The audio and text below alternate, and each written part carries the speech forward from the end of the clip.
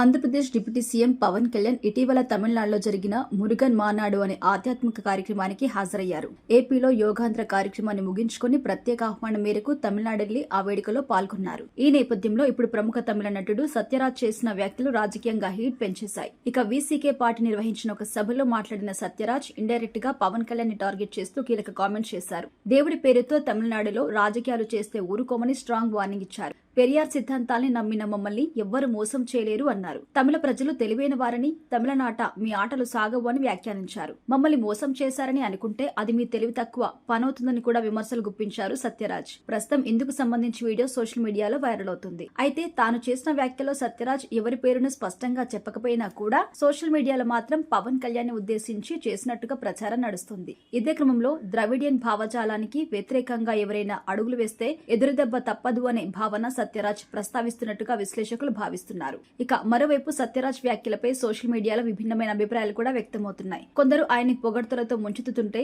మరికొందరు వ్యక్తిగతమైన అభిప్రాయాలు కూడా ఇలా బహిరంగ వేదికలపై చర్చించడం కరెక్ట్ కాదంటున్నారు. అయితే ఈ వ్యాఖ్యల పట్ల పవన్ కళ్యాణ్ అయితే ఇంకా స్పందించలేదు మరి.